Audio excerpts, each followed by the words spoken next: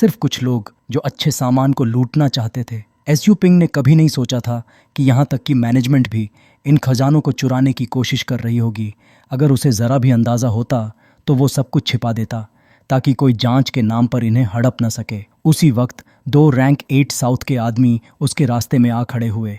एक बोला, कहाँ जाने की सोच रहा है तू? सुपिंग ने ठंडे लहजे में जवाब दिया, तुम लोग क्या हो? क्या जांच खत्म हो गई? वो हंसते हुए बोले, तेरे बोलने की बारी नहीं है। इतना कहकर दोनों में से एक ने अपनी मुट्ठी सीधी सुपिंग की छाती पर दे मारी। धाम! सुपिंग हवा में उछलकर दीवार से जा टकराया। दीवार में पहले से भी बड़ा छेद बन गया। वो तुरंत उठा, कपड़ों की धूल झाड़ी और पीछे से उसके साथी पायनियर्स दौड़ते हुए आए। क्या हुआ?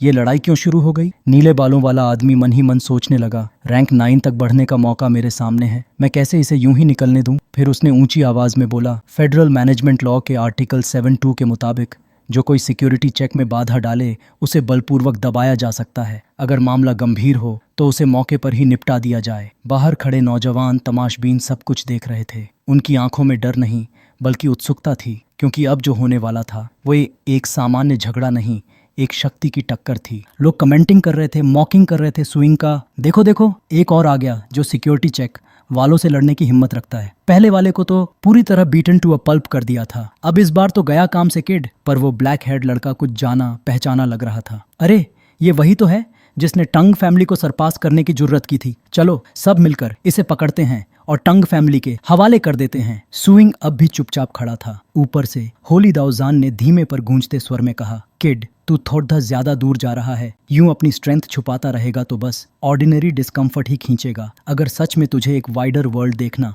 है तो बोल्डली अपने क्लॉज दिखा, लोग खुद ब खुद तेरे लिए रास्ता क्लियर कर देंगे। दाउजान की बात सुन सुपिंग की आंखों में भी समझ की चमक आ गई। उसी पल 2 रैंक 8 साउथ योद्धा उस पर अटैक करने के लिए झपटे। जैसे ही उनके फिस्ट्स और किक्स आगे बढ़े, अचानक उनके सामने 2 एस्ट्रल एनर्जी के हाथ उभर आए। एक सेकंड के अंदर कमरे में टी बूम जैसी स्मैकिंग साउंड गूंज उठी। सामने देखते ही सबकी आंखें फटी की फटी रह गईं। 2 इंस्पेक्टर्स हवा में उछलते हुए सीधे पीछे जा गिरे। जमीन में 2 गहरे होल्स बना दिए। चारों तरफ हलचल मच गई। वो दोनों किसी तरह जमीन से क्रॉल करते हुए उठे। चेहरे पर डिसबिलीफ साफ झलक रहा था। उनकी निगाहें सब पर टिक गईं। क्या ये टाइटल लेवल पावर हाउस है? तुरंत चारों ओर से डिस्कशन की आवाजें गूंज उठीं। इम्पॉसिबल! चारों ग्रेट फैमिलीज के यंग मास्टर्स तक रैंक 8 अपर लेवल नहीं पहुंचे हैं, तो ये आदमी आखिर है कौन? इसी बीच स्पिरिट कंट्रोल स्किल फिर से एक्टिवेट हो गई। सबने देखा एस्ट्रल एनर्जी से बने वो विशाल हाथ धीरे धीरे आगे बढ़े और स्टारफॉल स्पिरिट ट्री को उठाने लगे। सुपिंग ने जोरदार शाउट किया और उसी पल वो स्पिरिट ट्री उन जायंट हैंड्स में समा गया। फिर वो हाथ धीरे धीरे पीछे हटते हुए उसे स्पेस में कैरी करते हुए भीतर ले गए। पीछे खड़े लोग चिल्ला उठे, देखो वो तो एस्ट्रल एनर्जी वॉइड है। मतलब ये सच में एक टाइटल लेवल पावर हाउस है। जो दोनों पहले जमीन पर पिटे पड़े थे, अब स्टारफॉल स्पिरिट ट्री को वॉइड में गायब होते देखकर दहशत से कांप उठे। उनके होंठ कांपते हुए बोले, वो गायब हो गया। क्या ये स्पेस टाइम सीक्रेट ट्रेजर है? अब वो दोनों बिना देर किए सुपिंग की तरफ झुक गए। स्पेस टाइप सीक्रेट ट्रेजर्स हमेशा से टॉप ग्रेड आइटम्स रहे हैं, वो चीजें जिनका पैसा से कोई मोल नहीं। तो ये आदमी किस बैकग्राउंड का है, कैसे बताऊं तुम्हें? वाह री, लगा तो मुझे बार्गेन मिल गया, पर मैं बड़े शॉप को चिढ़ा बैठा। बस बात यहीं खत्म नहीं हुई। सबने तुरंत अपना मूड बदल दिया और बोले, सुपिंग हमने आंखें बंद रखीं, अभी थोड़े रफ थे, हम बेमतलब रूड हुए, हमें एक अच्छी सी स्लैप मिलनी चाहिए, कृपा करके हमें माफ कर दो। ये सब देखकर हमारा प्रोटैगोनिस्टा फिर से अपनी बाहों की हड्डियां चटकाने लगा और बोला, वो स्लैप मेरे दोस्तों की रिवेंज थी, अब मैं सेटल करूंगा ये हिसाब। लंबे बालों वाला आदमी पूरी तरह से कांप उठा। अपनी उंगली उठाकर बताने लगा कि वो 20 मिलियन स्टार कॉइन्स कंपेंसेट कर सकता है। अचानक नीचे बैठे एक 9 व्यक्ति ने धीरे से मुख खोला। 20 मिलियन स्टार कॉइन्स काफी नहीं है, हर शख्स 30 मिलियन कॉम्पेंसेट करेगा। अगर ये मामला फैल गया तो तुम्हारी सीट्स भी चली जाएगी। मूल रूप से मैं चाहता था कि तुमको छोड़ दूं ताकि इस बार कोई स्टर न हो, पर अब याद रखो। सुपिंग के मन में उबाल आया। तुम पैसे से मेरी जुबान बंद कराना चाहते हो? बिल्कुल नहीं, मैं वैसा इंसान नहीं। पर हाँ, स्टोर अपग्रेड करनी भी थी। 60 मिलियन एक्सेप्टेबल थी। और फिर उसने ठंडी आंखों से निर्णय लिया। पैसे के आगे सर झुकाते हुए सुपिंग ने अपना कोड खोला और बोला, ठीक है, अगर ऐसा ही है तो चलो डील पक्की, पे अप। पैसे मिलते ही सुपिंग वापस चेंचिन और क्सुई के पास गया, जो दोनों खुद को दोष दे रहे थे।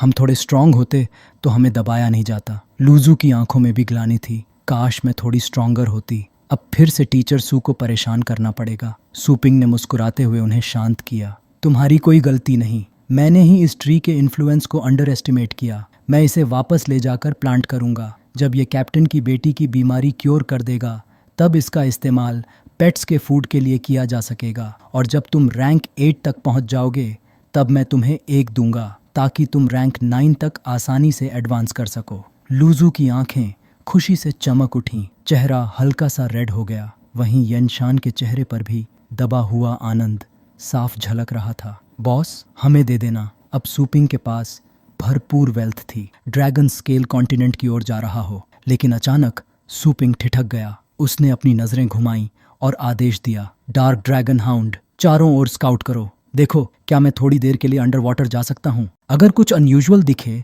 तो अपनी सेंसेस से मुझे कॉल करना। सूपिंग ने आदेश दिया। डार्क ड्रैगन हाउंड ने हल्की सी ग्रॉल के साथ सहमति जताई। सूपिंग ने बिना एक पल गंवाए झील में छलांग लगाई। दोनों हाथों और पैरों की मदद से वो गहराई में उतरने लगा। झील के गहरे तल पर पहुंचकर सूपिंग के मन में विचार उठा, मुझे याद है यहाँ एक ट्रेजर छुपा हुआ है जो पानी के नीचे फ्रीली मूव कर सकता है। वो लेक के नीचे तैरता हुआ आगे बढ़ा और जल्द ही एक पुराना टेम्पल दिखाई दिया। सूपिंग ने उसी की ओर रुख किया और सीधा तैरकर वहां पहुंचा। कितना रिमोट है ये जगह। अगर ड्रैगन किंग की इनहेरिटेंस में मैंने इसे एक्सीडेंटल ना देखा होता तो शायद कोई भी इसे कभी ना ढूंढ पाता। मंदिर के अंदर बस एक पुराना कंकाल था जो क्रॉस लेगेड बैठा था, अपनी बाहों में एक वुडन बॉक्स थामे हुए। सूपिंग की आंखों में चमक दौड़ गई। मिल गया। उसने धीरे से बॉक्स खोला। अंदर एक पेंटिंग रखी थी, क्योंगुन पेंटिंग स्क्रोल। ये पेंटिंग एस्ट्रल एनर्जी के जरिए एक छोटा सा वर्ल्ड बना सकती थी, ठीक उसी तरह जैसे सिस्टम का स्टोरेज स्पेस। बस फर्क इतना कि इसमें उतना सामान नहीं रखा जा सकता था,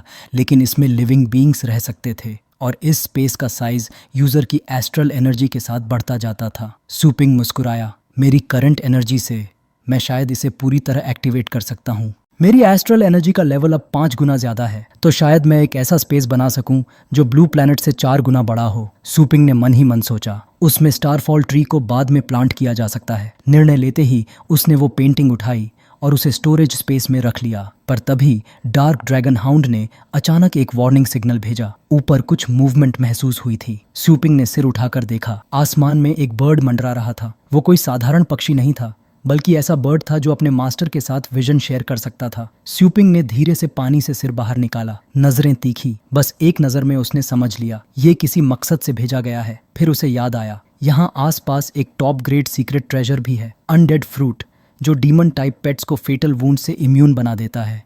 यह लिटिल स्केलेटन के अटैक्स के लिए परफेक्ट होगा। सुइंग ने तुरंत अपने थॉट्स डार्क ड्रैगन हाउंड को ट्रांसमिट किए। उस बर्ड के मास्टर को ढूंढो। मुझे जानना है कि उन्होंने अनडेड डीमन फ्रूट हासिल किया या नहीं। उसी वक्त एक ड्राई फॉरेस्ट के बीच कुछ पेट वॉरियर्स दौड़ रहे थे। उनमें से एक के हाथ में कुछ चमक रहा था, मानो वही फल हो जिसकी तलाश सबको थी।